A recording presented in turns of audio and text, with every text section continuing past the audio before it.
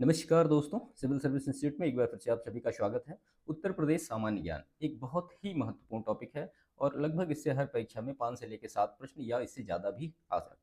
ठीक है, तो यहाँ पे हम उनको चैप्टर वाइज डेटा को डिस्कस करते हैं। जैसे कि आज का जो हमारा सेशन होगा वो होगा उत्तर प्रदेश का सामान्य ज्ञान, मतलब जनरल इंट्रोडक्शन टू, या आप ये कह सकते हैं सामान्य परिचय, जो कि उत्तर प्रदेश का है।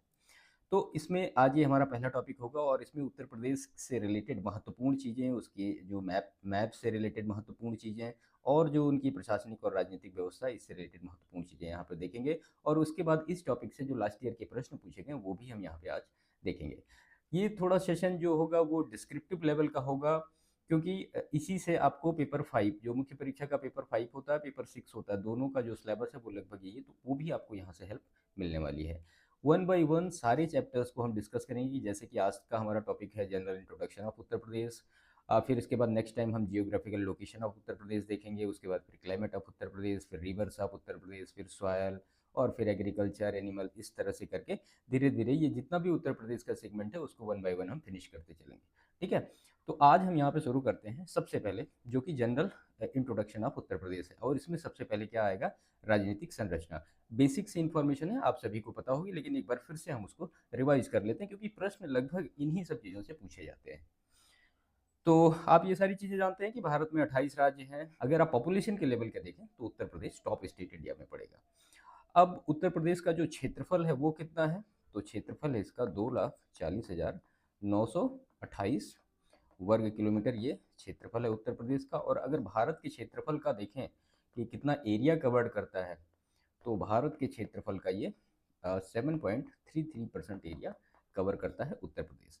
ठीक है, उत्तर प्रदेश पॉपुलेशन में तो टॉप स्टेट है, लेकिन अगर आप क्षेत्रफल के हिसाब से देखें, जो उत्तर प्रदेश का एरिया है उसके हिसाब से जो टॉप स्टेट हैं वो कौन कौन से हैं, तो हम यहाँ पे देख लेते हैं उत्तर प्रदेश किस नंबर पे आता है। आर में सीधा सीधा प्रश्न पूछा गया है भैया ये। तो पहले नंबर पे तो आता है राजस्थान एरिया वाइज। दूसरे नंबर पे नाम आता है मध्य प्रदेश का। तीसरे नंबर पे नाम आता है महाराष्ट्र का। और चौथे नंबर पे आता है उत्तर प्रदेश। और पांचवें नंबर पे आता है क्या? गुजरात। ठीक है, तो ये अकॉर्डिंग टू क्षेत्रफल, यानी उत्तर प्रदेश ऑल ओवर अगर एरिया में देखें तो भारत में चौथे नंबर पर है। डेटा याद रखिएगा। ठीक है, तो ये कुछ महत्वपूर्ण चीज़ें थी। अब देखें आप कि उत्तर प्रदेश के सीमावर्ती प्रदेश और देश कितने हैं।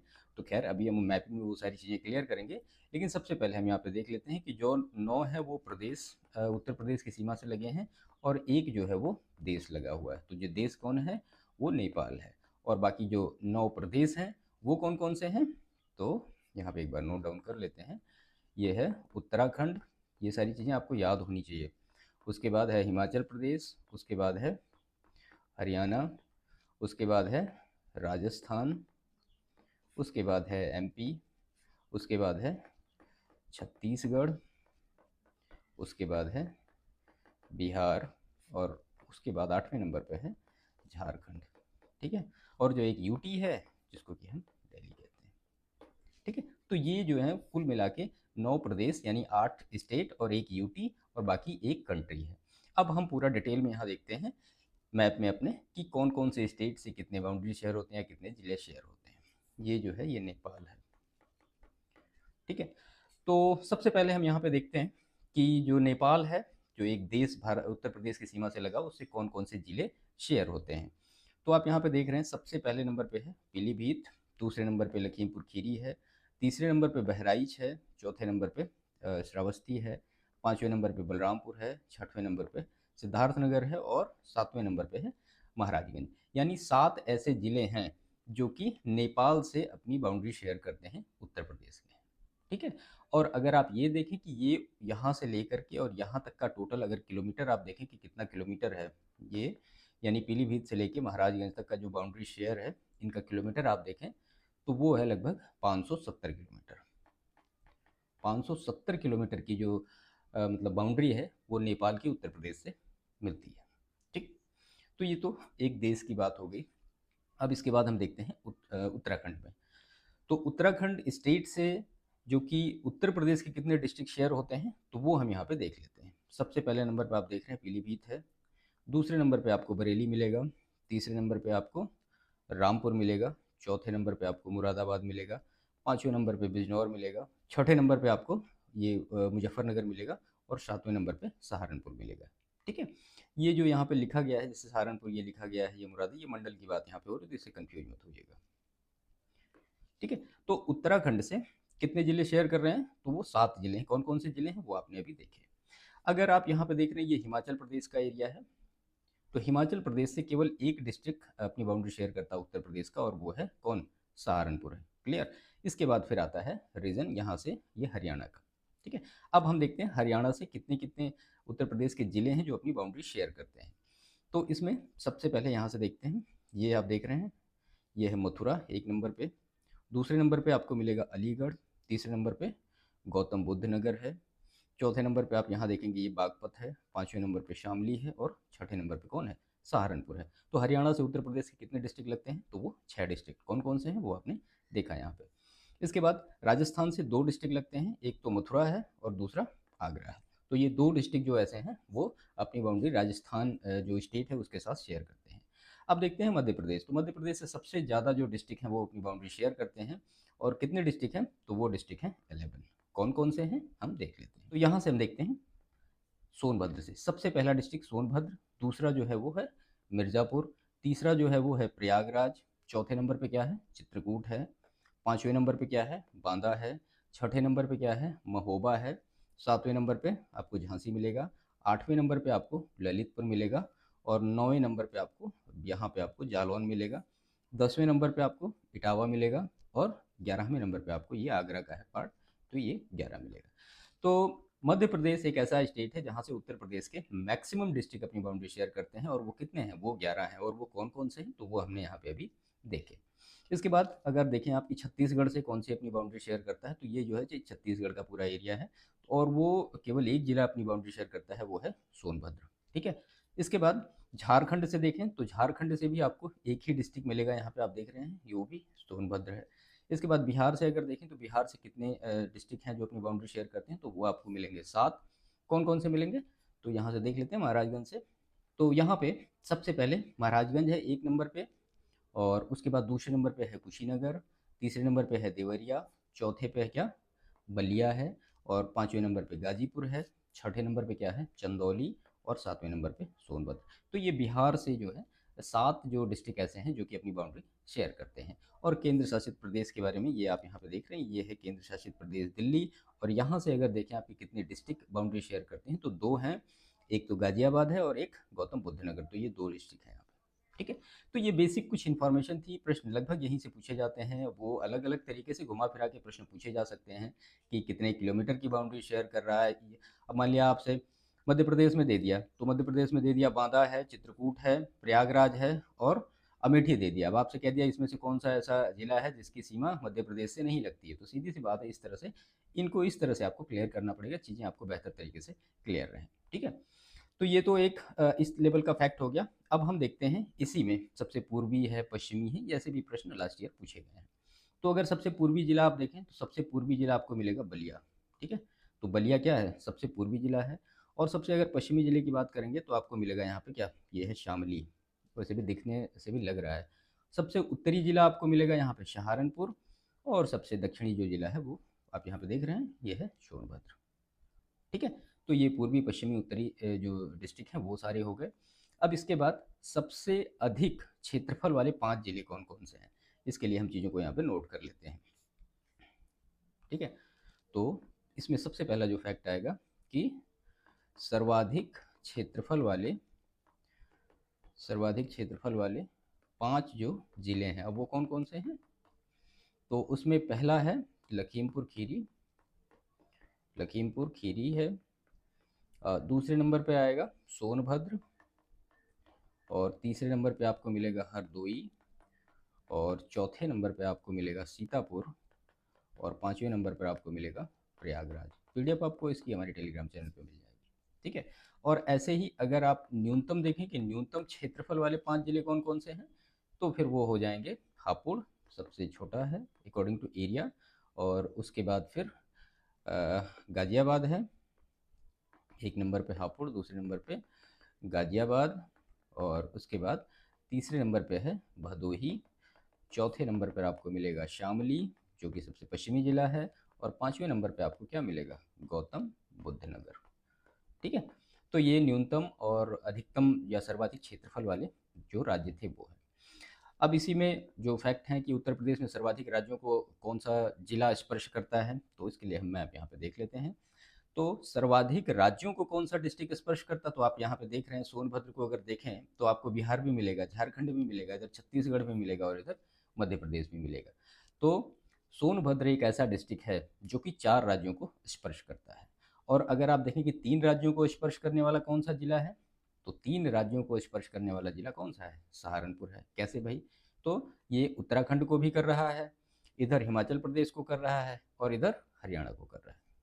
ठीक है, अब अगर आप देखें कि ऐसा कौन सा जिला है जो 2 स्टेट को शेयर करता है, तो आप आगरा को अगर देखेंगे तो आपको राजस्थान भी मिलेगा और आप यहाँ देख रहे हैं आगरा मध्य प्रदेश को भी मिलेगा। ऐसे ही अगर आप मथुरा को ले लें तो ये मथुरा है, मथुरा भी 2 स्टेट को शेयर करता है, एक तो राजस्थान को करता है, दूसरा हरियाणा को भी अपनी उसकी बाउंड्री जो है वो शेयर करता है। ठीक है, तो ये कुछ महत्वपूर्ण चीज़ें थी। हाँ, गौतम बुद्ध नगर के बारे में, तो ये दिल्ली है और किसको, और हरियाणा को शेयर करता है गौतम बुद्ध नगर।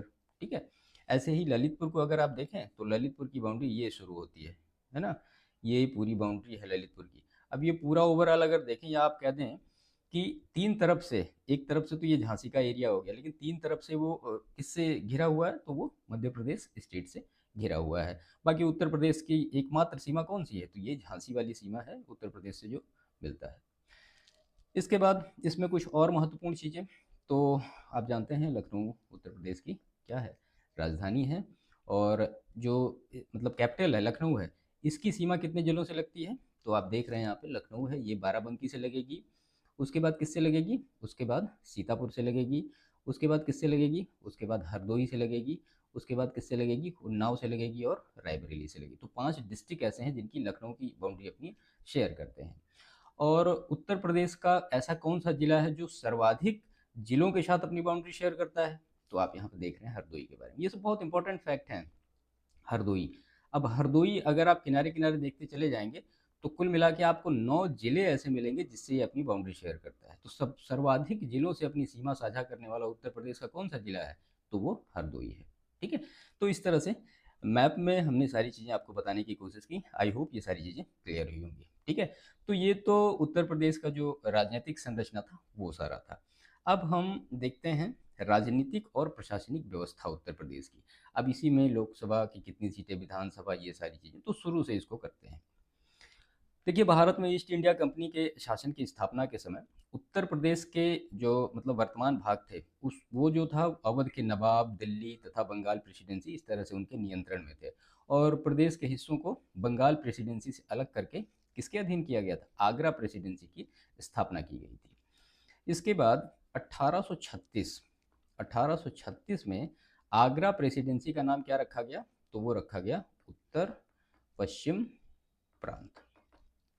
ठीक है, और इसका मुख्यालय कहाँ बनाया गया, तो इसका मुख्यालय बनाया गया आगरा में। और 1856 में जब डलहौजी द्वारा अवध का विलय किया गया, तो अवध का विलय कहाँ किया गया, तो इसी उत्तर पश्चिम प्रांत में ही उसका विलय किया गया।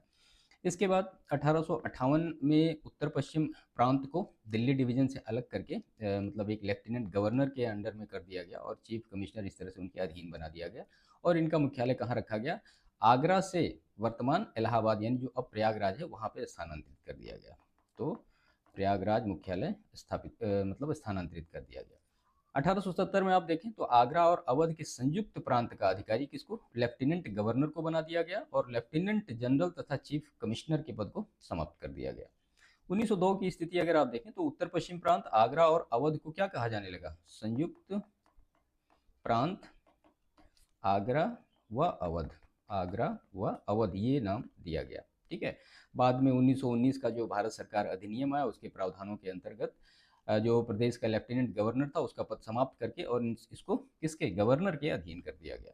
1921 में प्रदेश की राजधानी इलाहाबाद से कहाँ लाई गई, इलाहाबाद से लखनऊ लाई गई। ठीक है, यानी उस समय के इलाहाबाद से लखनऊ लाई गई, अभी क्या तो वो प्रयागराज है।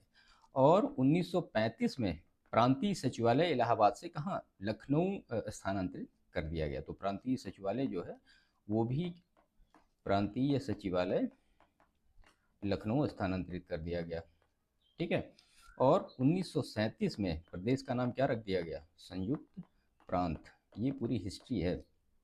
इसके बाद 24 जनवरी 1950 को संयुक्त प्रांत का क्या नाम दिया गया? तो वो उत्तर प्रदेश का नाम दिया गया। ठीक है। अब पीसी मोदी इस समय गवर्नर थे उत्तर प्रदेश के, तो यहाँ पे ये भी नोट कर दीजिए, पीसी मोदी ये गवर्नर थे उत्तर प्रदेश के उस समय के।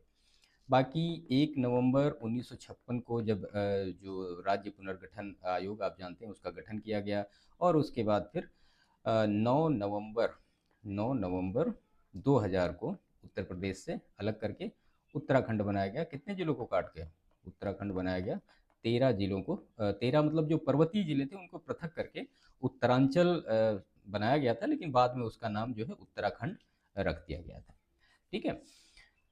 इस हिसाब से इसके बाद फिर जो संविधान का भाग 1 है उसके अनुच्छेद 1 के अनुसार आप जानते हैं भारत राज्यों का संघ होगा, और भारत में इस समय 28 राज्य हैं, 8 केंद्र शासित प्रदेश हैं, और संविधान के भाग 6 में राज्यों के प्रशासन के बारे में दिया गया है। और भारत का शासन क्या है? संघीय है, यानी यूनियन टाइप का है। और उत्तर प्रदेश के शासन के बारे में संविधान के भाग 6 100, हाँ ये भी आप जानते रहिए, भाग 6 और आर्टिकल कितना है? 152 से लेके 237 तक का दिया गया है। और भाग 5 में आप जानते हैं केंद्र की शासन प्रणाली के बारे में उल्लेख है। तो ये कुछ बेसिक कंसेप्ट थे इसके। अब उत्तर प्रदेश में अगर आप देखें कि लोकसभा की कितनी सीटें हैं, तो लोकसभा की सीटें 80 हैं, और ऐसे ही राज्यसभा की भी सीटें आप जानिए तो कितनी हैं? 31 हैं, और ये दोनों हाईएस्ट हैं ऑल ओवर इंडिया में, ये हाईएस्ट हैं। ठीक है। अब आप शासन प्रणाली के बारे में जानते हैं, व्यवस्थापिका है, कार्यपालिका है, न्यायपालिका है। व्यवस्थापिका कार्य मतलब उसमें फिर विधानसभा है, विधान परिषद है, राज्यपाल है, और कार्यपालिका में राज्यपाल, मुख्यमंत्री, इस तरह से। न्यायपालिका में जो हाई कोर्टेज हैं और सबऑर्डिनेट कोर्ट हैं, इस तरह से। उत्तर प्रदेश में कैसा विधानमंडल है? तो द्विसदनात्मक विधानमंडल है। और अगर आप विधान परिषद की बात करें तो विधान परिषद कितने राज्यों में है? इस समय 6 राज्यों में है। आप हमें कमेंट करके बताइए कौन कौन से राज्यों में है वो। ठीक है। और इसमें मुख्यमंत्री, ये सारी चीज़ें आप जानते हैं। उच्च सदन को विधान परिषद कहा जाता है, निम्न सदन को विधानसभा कहा जाता है। विधानसभा का गठन प्रथम बार कब किया गया? ये फैक्ट इम्पॉर्टेंट है। तो विधानसभा का गठन प्रथम बार कब किया गया था? तो वो 1937 में प्रथम बार इनका गठन किया गया था। ठीक है। और स्वतंत्रता के बाद पहली बार विधानसभा का गठन कब किया गया? तो वो किया गया 8 मार्च 1952 को। और विधानसभा की सीटें 2000 से पहले कितनी थी? जब उत्तराखंड अलग नहीं हुआ था, तो 2000 से पहले कितनी थी वो भी आप जानिए। तो 425 थी, और अब कितनी हो गई हैं? अब 403 हो गई हैं। ये करंट है। ठीक है।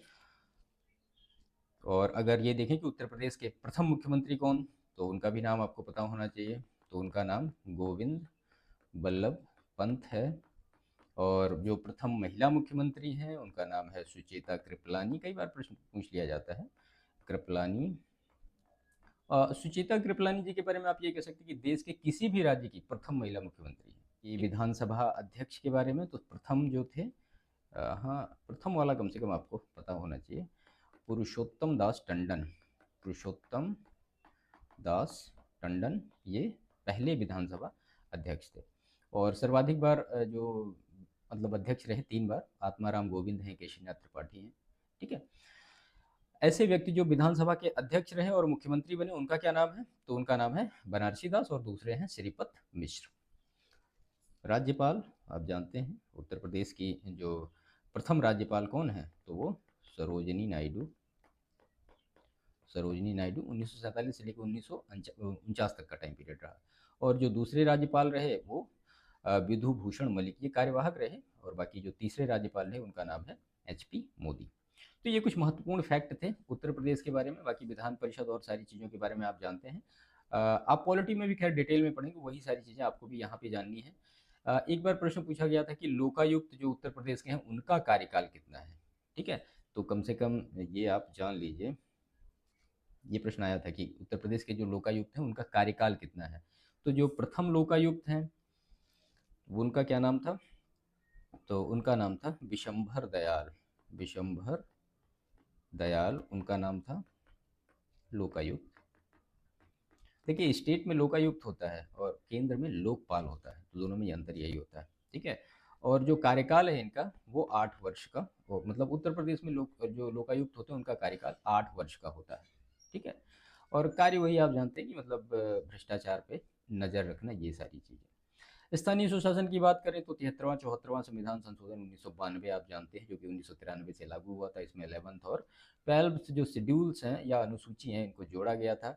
11वीं अनुसूची में कितने विषय हैं, ये प्रश्न पूछा गया है, सब देख लीजिएगा। 11वीं अनुसूची में, 12वीं अनुसूची में कितने विषय हैं, ये सब प्रश्न पूछे गए हैं, यूपीपीसीएस में ही पूछे गए हैं। उत्तर प्रदेश की राजकीय भाषा, तो उत्तर प्रदेश की राजकीय भाषा क्या है, तो वो है हिंदी। और इसकी लिपि क्या है, देवनागरी है। कब से, 8 अक्टूबर 1947 को। दूसरी भाषा उर्दू, इसको 1989 में लिया गया। जिले जानते हैं 75 है। मंडल कितने हैं उत्तर प्रदेश में, तो वो 18 हैं। और तहसील कितने हैं, तो वो 351 है। ठीक है। लोकसभा राज्यसभा सीटें, विधानसभा की सीटें आप जान गए। विधान परिषद की सीटें हमने आपको नहीं बताई, इसको भी यहाँ पे नोट कर लीजिए। विधान परिषद की सीटें कितनी हैं, तो वो हैं 100। और बाकी चीज़ें आपको पता है पहले से। उत्तर प्रदेश का जो राजकीय पुष्प है वो पलाश है या टेसू जिसको कहते हैं। राजकीय पशु बारहसिंघा है। राजकीय पक्षी सारस है। राष्ट्रीय खेल क्या है, तो वो हॉकी है। और राजकीय वृक्ष क्या है, अशोक है। ठीक है। उत्तर प्रदेश का जो राजकीय चिन्ह है उसमें तीर धनुष है, जिसको 1938 में अपनाया गया था। तो ये कुछ महत्वपूर्ण चीज़ें थी इसके बारे में। और लोकसभा में अगर आप देखें कि सबसे बड़ा संसदीय क्षेत्र कौन सा है, तो वो गाजियाबाद का है। सबसे ज़्यादा मतलब वहाँ पे मतदाता हैं। और सबसे छोटा कौन सा है, तो वो बागपत है। आप मैप में भी इसको देख सकते हैं अच्छी तरीके से। अब एनसीआर हेतु प्रस्तावित 4 जिले कौन कौन से हैं, देखिए ये दिल्ली का एरिया है, आप यहाँ पे देख रहे हैं। तो एनसीआर से जो जिले होंगे वो कौन कौन से, तो एक तो मथुरा है यहाँ पे, दूसरा अलीगढ़ का एरिया है, और उसके बाद हाथरस है, और कौन सा आएगा, और सहारनपुर है। ठीक है। तो ये कुछ इस तरह से महत्वपूर्ण फैक्ट थे। और उत्तर प्रदेश के 3 योजनाबद्ध नगर, ये प्रश्न पूछा गया है। 3 योजनाबद्ध नगर कौन कौन से हैं, तो सबसे पहले है इसमें नोएडा, दूसरे नंबर पर है ग्रेटर नोएडा, और तीसरे नंबर पर है new Kanpur city. New Kanpur city. ठीक है। तो ये कुछ महत्वपूर्ण चीज़ें थी इसके बारे में। इसके बाद हम इसके जो एमसीक्यू हैं वो पूरा हम देख लेते हैं। उत्तर प्रदेश की पूर्वी सीमा निम्नलिखित में से किसमें मिलती है? तो पूर्वी सीमा की अगर बात की जाए तो वो बिहार और झारखंड में मिलती है। ठीक है। अब आपको समझ में आ रहा होगा कि बिहार और झारखंड कहाँ पे हैं, कितने डिस्ट्रिक्ट उससे मैच करते हैं, वो सारी चीज़ें। दूसरा जो इसमें प्रश्न दिया गया है, उत्तर प्रदेश की सर्वाधिक सीमा किस राज्य में लगती है, तो वो मध्य प्रदेश है। आपने देखा अभी कि 11 जिले जो ऐसे हैं वो उत्तर प्रदेश के, जो एमपी के साथ अपनी बाउंड्री शेयर कर रहे हैं। उसके बाद फिर उत्तर प्रदेश की सबसे कम सीमा किससे लगती है, तो वो हिमाचल प्रदेश से। केवल एक डिस्ट्रिक्ट अपनी बाउंड्री शेयर कर रहा है और वो है सहारनपुर। उत्तर प्रदेश के कितने जिले नेपाल से लगे हुए हैं, तो वो 7 जिले। अभी आपने ऊपर मैप में देखा ही है। देखिए एक ही मैप से कितने सारे क्वेश्चंस कवर अप हो रहे हैं। उत्तर प्रदेश का सबसे पूर्वी जिला कौन सा है, तो वो बलिया है। सबसे पश्चिमी जिले की बात करें तो आप हमें कमेंट करिए, अभी तो आपने पढ़ाई है। इसके बाद उत्तर प्रदेश का सबसे बड़ा जिला कौन सा है, तो सबसे बड़ा जिला लखीमपुर खीरी है। सबसे छोटा जिला कौन सा है, वो आपने अभी ऊपर देखा है। उत्तर प्रदेश का गठन कब हुआ। अब देखिए 7 प्रश्न आपके सिंपल मैप से हो गए, जिसमें कि 5-6 मिनट लगे होंगे उनको कवर अप करने में। ठीक है।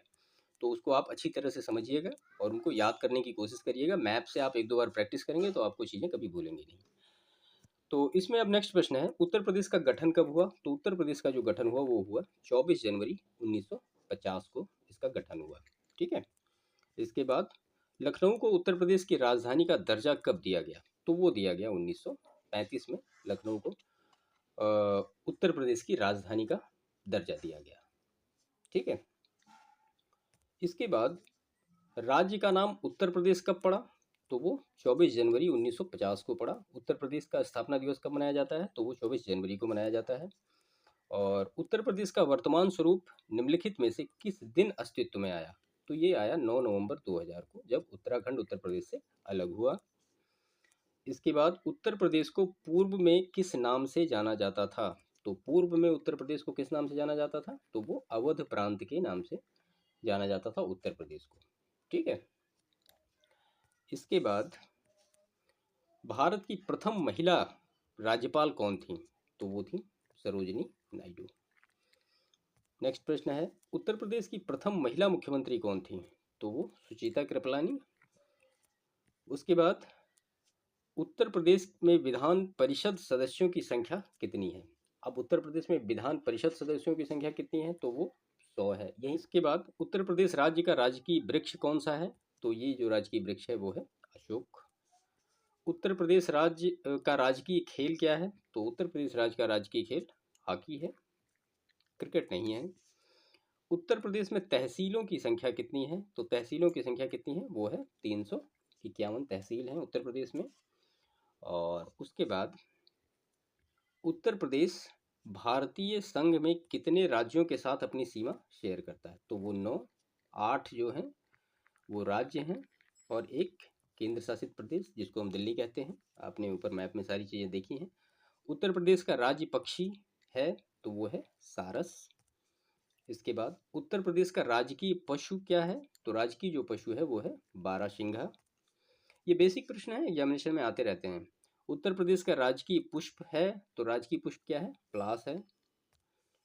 उत्तर प्रदेश में लोकसभा की सीटें कितनी हैं? तो हमने अभी अब पूरा सारा देखा ही है इसके बारे में डिटेल। निम्न में से प्रदेश का कौन सा जनपद उत्तराखंड, हरियाणा तथा हिमाचल प्रदेश के साथ सीमा बनाता है? तो ऊपर आपने मैप में देखा होगा, वो आपका क्या है? सहारनपुर है। 3 डिस्ट्रिक्ट से सीमाएं अपनी शेयर कर रहा है।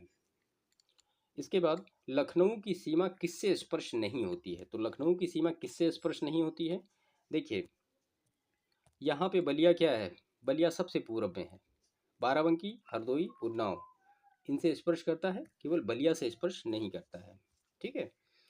निम्न जिलों का उत्तर से दक्षिण अनुक्रम है। अब आपको इसके लिए मैप कवर अप होना चाहिए कि संत कबीर नगर, अंबेडकर नगर, सिद्धार्थ नगर और संत रविदास नगर, इनका क्या पूछा गया है कि नॉर्थ से साउथ, यानी नॉर्थ से साउथ इधर को आपको बताना है कि इनका एक जो अनुक्रम है वो क्या है। तो आप मैप आपने ऊपर देखा ही है, वहाँ से आपको क्लियर हो जाएगा। सिद्धार्थ नगर आएगा, संत कबीर नगर आएगा, अंबेडकर नगर आएगा, उसके बाद फिर संत रविदास नगर आएगा। तो ये सारी चीज़ें आप याद रखिएगा। इसके बाद निम्न नगरों का भौगोलिक क्षेत्रफल की दृष्टि से सही घटता क्रम क्या है? अब यहाँ पूछा गया है कि घटता क्रम कौन सा है अकॉर्डिंग टू एरिया। तो वाराणसी, गौतम बुद्ध नगर, बागपत और भदोही, ये इसका एक क्रम है। मैप में आप देखेंगे आपको क्लियर होगा।